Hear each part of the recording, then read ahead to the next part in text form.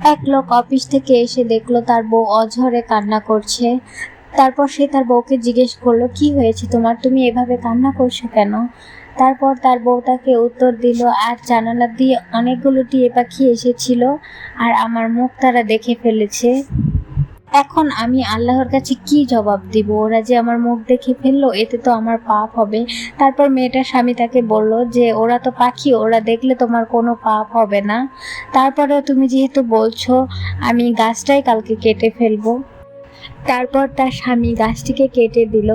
পরের দিন তার স্বামী অফিস থেকে একটু তাড়াতাড়ি ফিরে আসে কোনো একটা কারণবশত।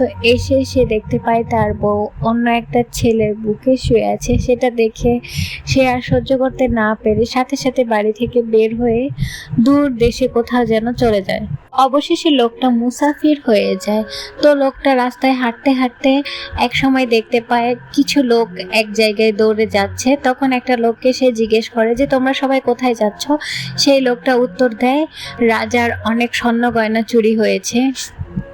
আর ওখানে একটা লোক বাস করে যিনি খুবই দরবেশ স্বভাবের লোক। তিনি এমন ভাবে হাঁটে যেন একটা পিঁপড়াও তার পায়ের নিচে না পড়ে, আর তাকে সবাই অনেক ভালো বলেই চিনে।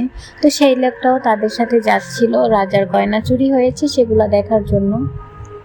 ওখানে সবাইকে প্রশ্ন করা হলো যে তোমরা কে বের করে দিতে পারবে আমার গয়নাগুলো কে চুরি করেছে? এরপরে সেই মুসাফির লোকটা উত্তরে বলল যে আমি বলে দিতে পারবো। তারপরে সবাই তার মুখের দিকে তাকিয়ে রইল। তারপর লোকটি রাজাকে বলল, আপনার গয়না, আপনার সম্পদ এই মুসাফির লোকটিই চুরি করেছে। তারপর সবাই তো অবাক, কি বলছে এই লোকটা? সবাই তো লোকটাকে ধরে মারতে যাবে। এমন অবস্থায় রাজা বলল, দাঁড়াও, ও যেহেতু বলেছে সেহেতু একবার আমরা যাচাই বাছাই করে দেখি।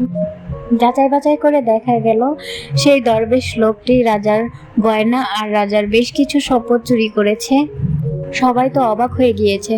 এরপর সবাই অবাক হয়ে তাকে প্রশ্ন করলো, আপনি কিভাবে বুঝলেন, আপনি কিভাবে বলতে পারলেন? উনি তো অনেক ক্ষুধাভীরু লোক ছিল। তারপর সেই মুসাফির লোকটি বলল, আমিও আমার বউকে অনেক বিশ্বাস করতাম, আর সে এত পরিমাণ ভালো ব্যবহার করতো আমার সাথে, আর এত পর্দা করতো, আমি কখনো বুঝতেই পারিনি সে আমার সাথে এত বড় একটা বেইমানি করবে। আমি হঠাৎ একদিন অফিস থেকে তাড়াতাড়ি ফিরে দেখি সে অন্য কারোর সাথে আছে। সেটা দেখার পরে আমার বিশ্বাস পুরোপুরি ভেঙে গেল। আসলে মানুষ উপর দিয়ে পর্দা করলেই পুরোপুরি পর্দা হয় না। তার ভিতরে কি আছে আমরা কিছুই জানি না। আমরা এই বিষয়টা তখনই জানি যখন এগুলো আমরা নিজের চোখে দেখতে পাই।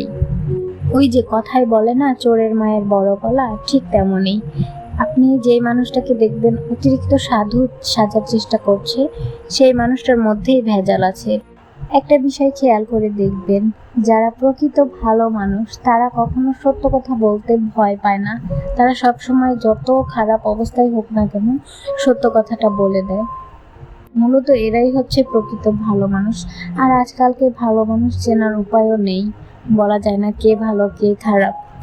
যে কারোর সাথে কিছুদিন চললে অন্তত বুঝতে পারবেন যে মানুষটা ভালো কিনা আর মানুষটা আপনার জন্য উপকার কিনা। এই তো দেখুন না, আজকে এয়ারপোর্টে দূর দূরান্ত থেকে কত মানুষ আসছে বাংলাদেশে। তারপরে কত মানুষের প্রিয় মানুষ আসছে, কতদিন পরে দেখা হচ্ছে। এটাও কিন্তু একটা আনন্দের বিষয়। সম্পর্কের মাঝে যদি আমরা একে অপরকে না ঠকাই, সত্যি তখন জীবনটা সুন্দর হয়ে যায়। তখন জীবন সংসার সবকিছুই অনেক সুন্দর হয়। আমার প্রিয় মানুষ, আপনার প্রিয় মানুষটা যতই দূরে থাক না কেন, তার ভালোবাসা, তার আমানত রক্ষা করার দায়িত্ব আমাদের।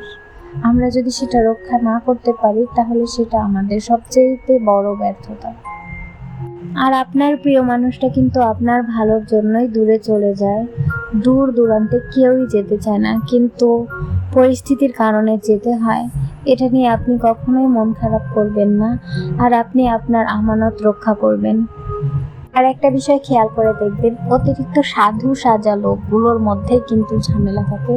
তাই এই ধরনের লোকগুলো থেকে অবশ্যই দূরে থাকবেন, অবশ্যই দূরে থাকবেন। আর যারা আপনাকে হিংসা করবে, আপনার সাথে অহংকার দেখিয়ে কথা বলবে, এই মানুষগুলোর থেকে অন্তত দূরে থাকবেন। এরা কখনোই আপনাকে ভালো বুদ্ধি দিবে না, বরং আপনার সংসারটাকে আরো ধ্বংসের দিকে নিয়ে যাবে। আর একটা কাজ ভুলেও করা যাবে না, সেটা হচ্ছে গীবত। একটা লোক যতই খারাপ হোক না কেন, তার নামের গীবত অন্যজনের কাছে করা যাবে না। এটা খুবই অন্যায় একটা কাজ, এটা আমরা কখনোই করব না। এই বিষয়টা একটু মেনে চলবো আমরা। যাই হোক, আজকে তো অনেক কিছুই বলে ফেললাম। আমাদের অতিরিক্ত সাধু হওয়ারও দরকার নেই, আবার অতিরিক্ত খারাপ মানুষও হওয়ার দরকার নেই। আমরা যেটা সত্যি, যেটা বাস্তব, সেটাই করব। তাহলে আজকের মতো এই পর্যন্তই। ভালো থাকবেন, সুস্থ থাকবেন, আর আমাদের সবার জন্য দোয়া করবেন। আপনাদের সবার জন্য দোয়া এবং শুভকামনা রইল। আজকের মতো এই পর্যন্ত। আল্লাহ হাফেজ, tata, bye bye, love you all.